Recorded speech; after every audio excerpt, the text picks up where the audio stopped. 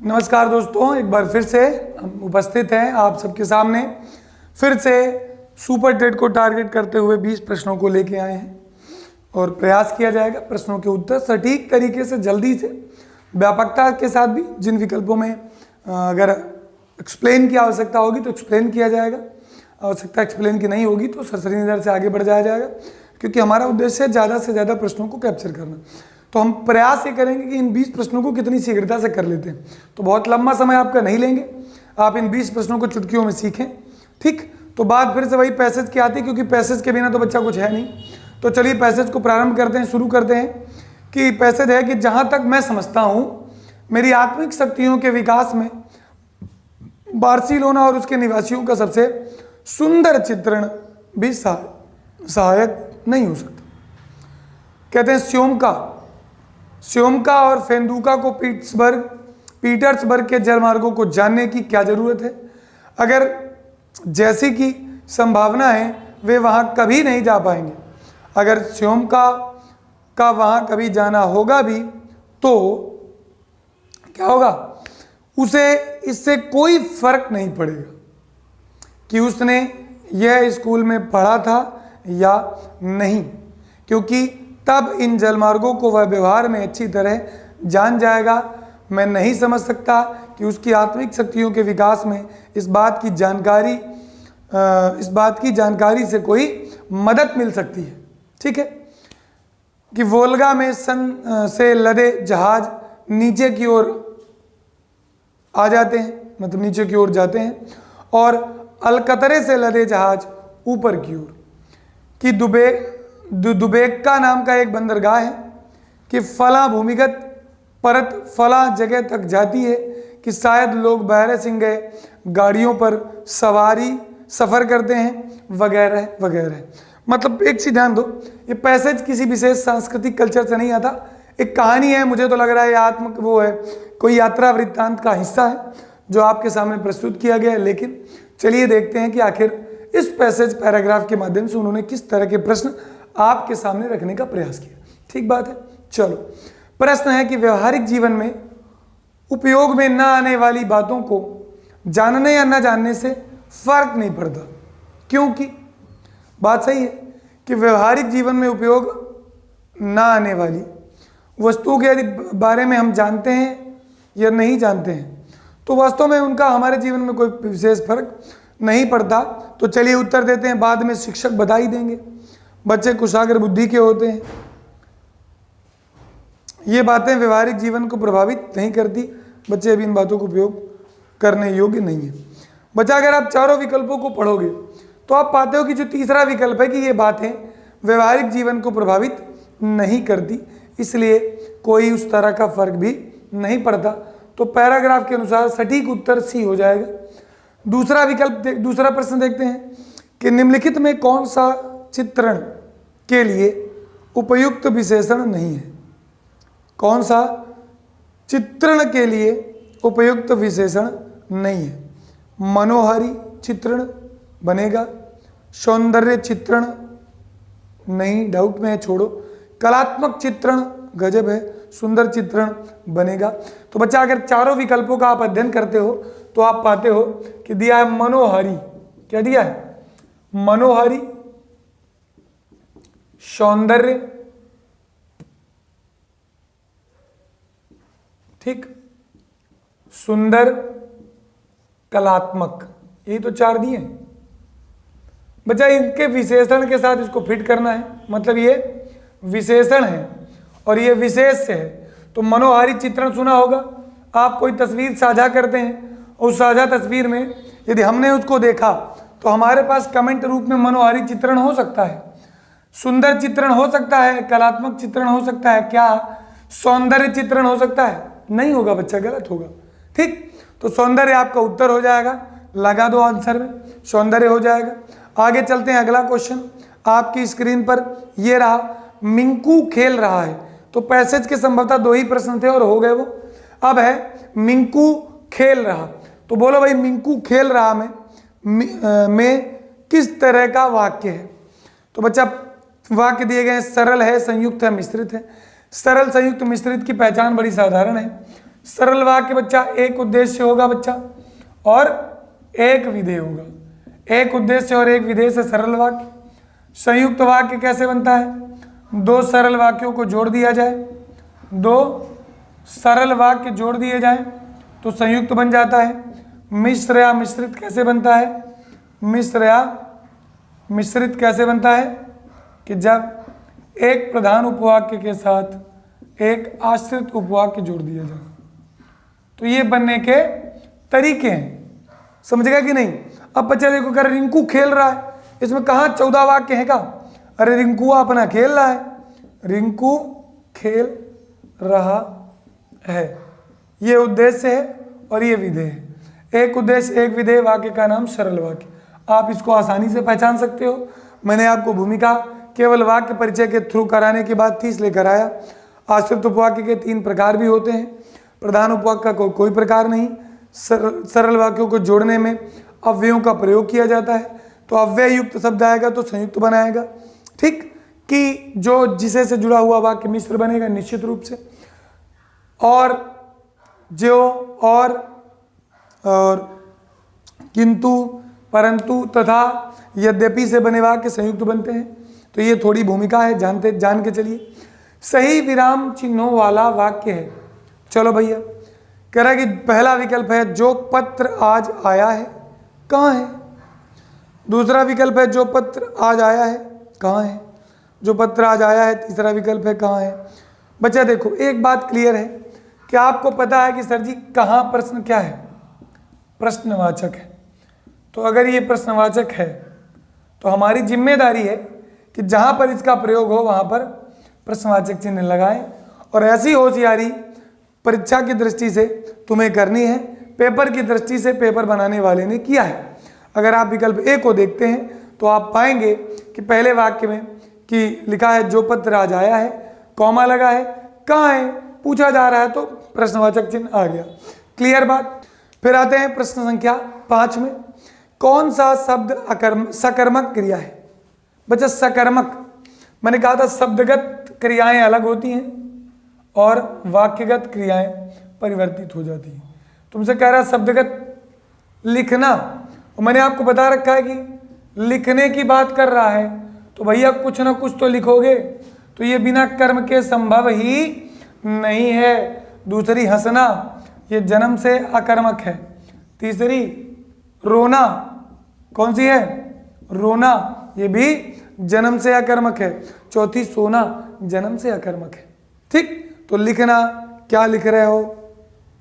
कुछ न कुछ लिखोगे तो निश्चित रूप से लिखना क्रिया सकर्मक होगी। कैसी होगी? सकर्मक। तो आपका उत्तर होगा लिखना सकर्मक। ओके, आगे चलते हैं। अगला प्रश्न कौन सा है? अगला प्रश्न है कौन सा शब्द विशेषण है? चलो पहचानो तो बच्चा।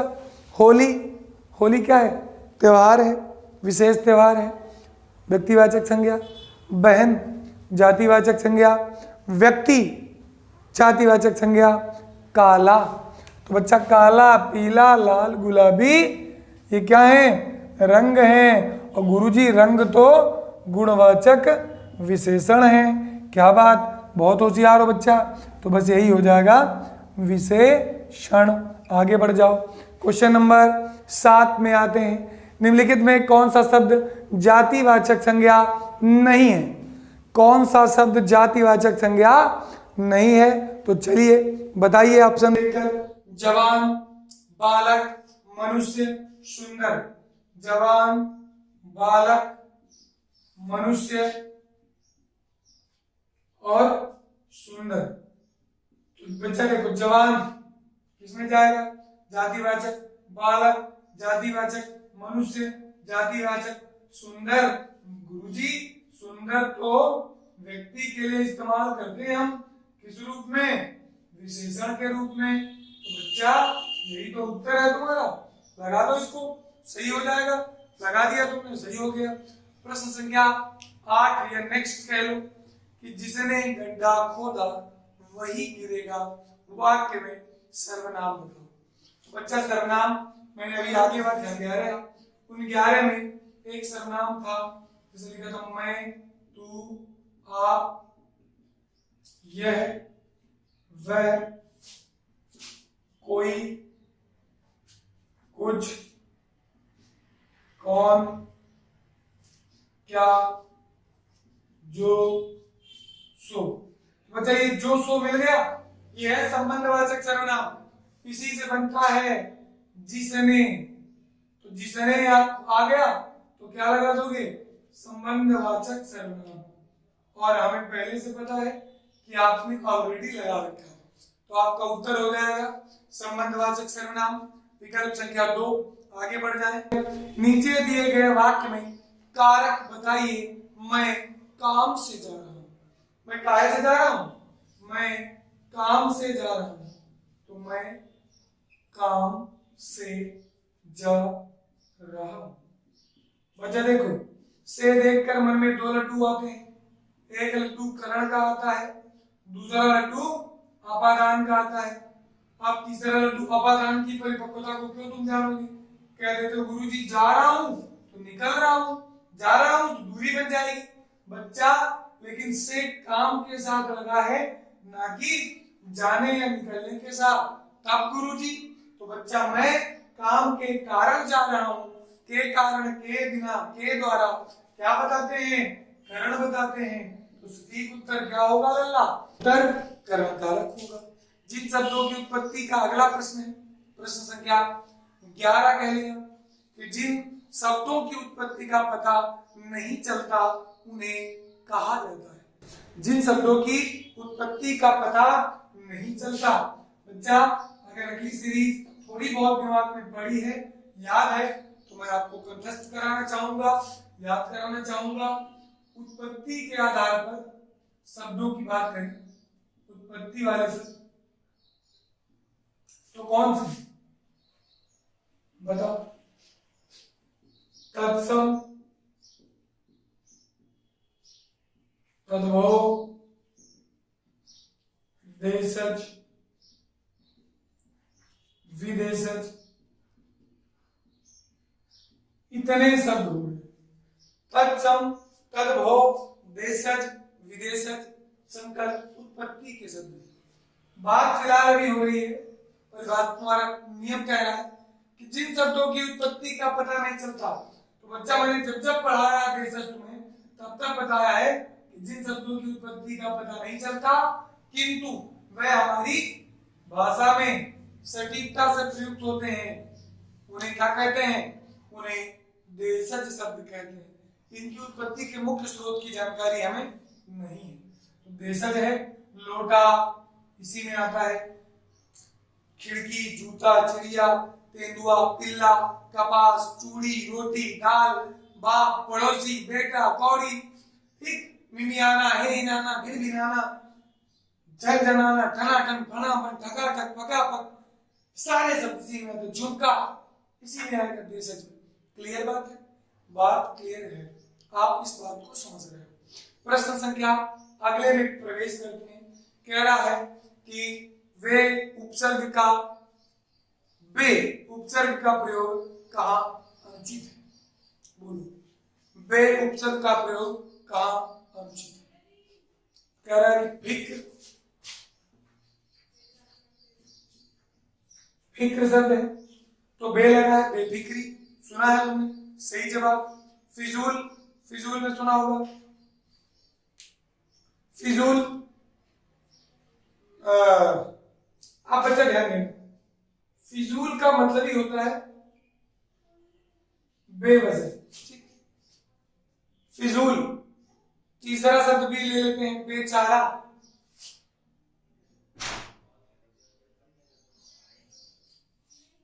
चौथा शब्द ले लेते हैं बेरोक टोक।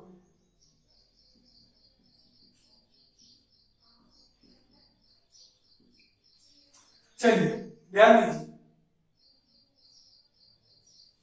कह रहा है जिसमें अगर आप बे लगाते हैं तो बेफिक्र बनता है, बिना फिक्र के। बेफिजूल का मतलब क्या होता है? बिना फिजूल के। फिजूल खर्ची का मतलब क्या होता है? अतिरिक्त खर्च। फिजूल खर्च का मतलब क्या होता है? अतिरिक्त खर्चा, अतिरिक्त खर्चा। बे बिना के भाव से निकलेगा, बेरोक टोक, ये तो नहीं होगा। और ये भी उत्तर नहीं होगा, सही लगा है, कोई दिक्कत नहीं। बच्चा अगर आप देखो तो इसमें कह रहा है कि वे उपसर्ग का प्रयोग अनुचित है, तो अनुचित तो यहां पे लग रहा है, बेफिजूल, ठीक, बेफिजूल, ये बे उपसर्ग अनुचित है। आप कहोगे सर जी बेचारा, तो बेचारा में उपसर्ग तो लगना पहले चाहिए, तो भाई लग भी रहा है कि नहीं लग रहा है? बेचारा बिना चारा के अगर अलग अर्थों में ले जाए तो हो सकता है, लेकिन यहाँ पर फिजूल और बे का एक समान अर्थ निकल रहा है, इसलिए मेरा उत्तर बेफिजूल के साथ जाएगा। ठीक, आगे चलते हैं। चलते रहने से अच्छा है, ठीक, अब विश्राम किया जाए। चलते रहने से अच्छा है कि अब विश्राम किया जाए, अब पढ़ा जाए, अब चला जाए। ऐसे वाक्य यदि आपको मिले तो आप भाववाच्य की ओर अग्रसर हो जाएंगे। ठीक, तो आपका उत्तर होगा प्रश्न संख्या जो नेक्स्ट होगा 13 नंबर में, तो ये बनेगा भाववाच्य। चलते रहने से अच्छा है कि हम विश्राम किया जाए। 13 नंबर में भाववाच्य लगाएंगे, सटीक उत्तर पाएंगे। आगे चलते हैं कि किस शब्द में तत्पुरुष समास है। तो तत्पुरुष का मतलब, तो बच्चे कौन कौन से कारक, अब तत्पुरुष कारक के साथ चलता है, इसीलिए तत्पुरुष के अलग अलग पार्ट हो जाते हैं, अलग अलग भाग हो जाते हैं। तो चलो विकल्प के अनुसार देखते हैं। कह रहा है कि पहला विकल्प है ग्रंथ रत्न। तो बच्चा ग्रंथ रत्न, ये दोनों शब्द कैसे लग रहे हैं? ग्रंथ रूपी रत्न, ठीक, ग्रंथ रूपी रत्न, या ऐसे ना कहेंगे रत्न रूपी ग्रंथ कहेंगे, ठीक। तो ये कर्मधारय बनाएगा, ना कि तत्पुरुष बनाएगा। ओके, दिमाग पर रखना था। दूसरा है गृहागत। गृहागत तो बच्चा होता है घर को आगत। तो अगर बात करें वास्तविकता की, तो गृह को आगत को आ गया है, तो आपका उत्तर तो यही है। तीसरे को भी देख लेते हैं, कभी दो विकल्प होते हैं। महादेव, महान है जो देव, फिर से बात कर्मधारय की आ गई, और महादेव बहुव्रीहि भी बनता है। महान है जो देव अर्थात भगवान शंकर, तो बहुव्रीहि समास। अब इनमें से फिर अगला है पंचवटी। पंचवटी आंख बंद करके द्विगु मान लेना, कोई दिक्कत की बात नहीं। तो महान है जो देव से तोड़ोगे तो कर्मधारय, ठीक, और महान है जो देव अर्थात भगवान शिव, तो बहु ब्री हो जाएगा। ठीक, क्लियर बात है। आगे चलते हैं अगले प्रश्न में।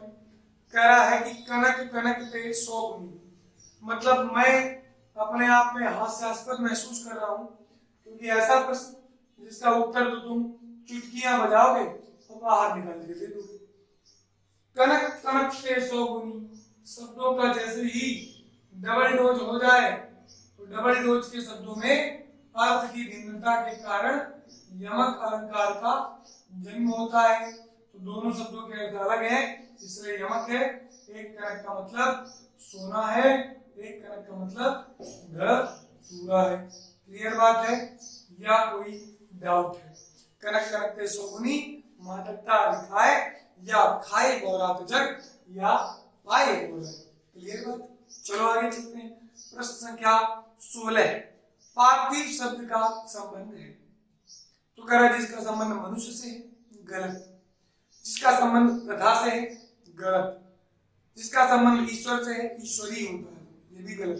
जिसका संबंध पृथ्वी से है, तो यही है तुम्हारा सटीक उत्तर कि पार्थिव शब्द में गुरुजी, पार्थिव का मतलब होता है जिसका संबंध पृथ्वी से है।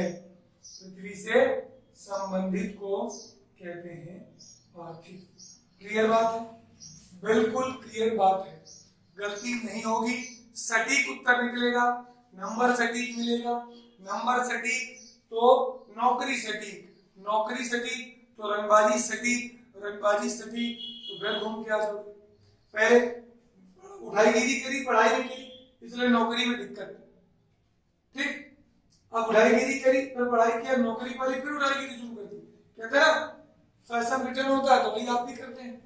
वरिष्ठ का पर्यायवाची वरिष्ठ, सुना होगा, कहते हैं बड़े वरिष्ठ व्यक्ति हैं, ठीक। तो वरिष्ठ का मतलब बच्चा होता है बड़ा, तो वरिष्ठ श्रद्धेय नहीं होता, पूजनीय नहीं होता, शिष्ट नहीं होगा।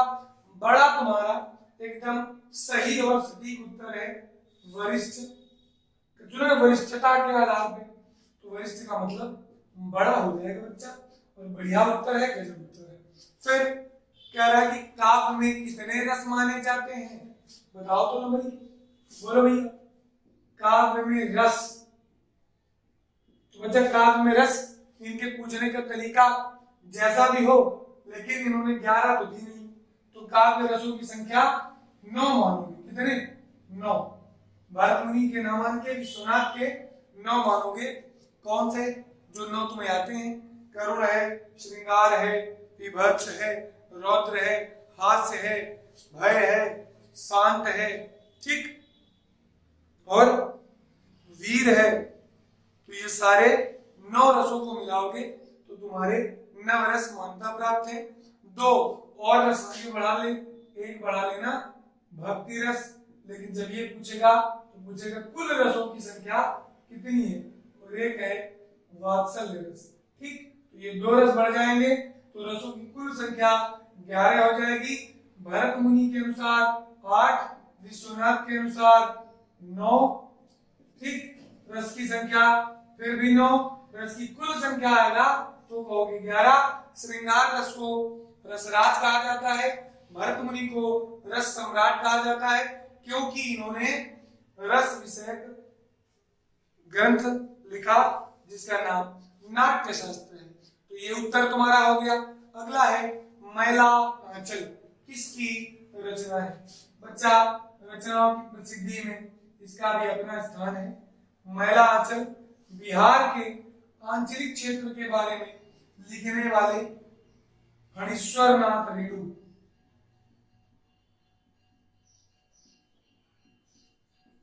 इन्होंने लिखा है मैला आंचल, और इसी रचना के कारण इनको आंचलिक उपन्यासकार की संज्ञा मिली। आंचलिक उपन्यासकार क्यों कहा गया?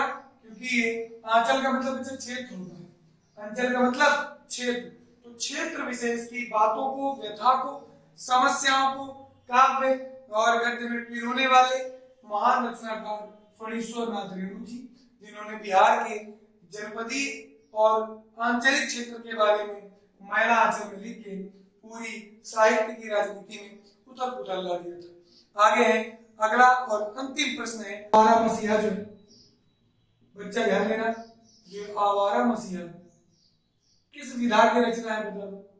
तो ये है जीवनी। किसने लिखी? विष्णु प्रभाकर ने। किसने लिखी? विष्णु प्रभाकर ने लिखी। तीसरी बात, आवारा मसीहा किसको कहा जाता है? तो शरत चंद्र चट्टोपाध्याय।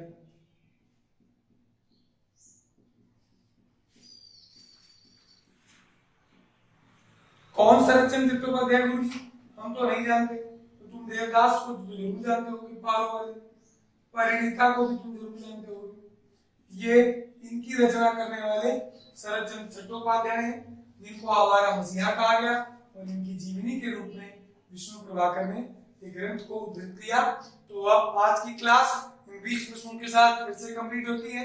मिलते हैं अगली क्लास, अगली श्रृंखला के साथ। आज के लिए इतना ही। नमस्कार।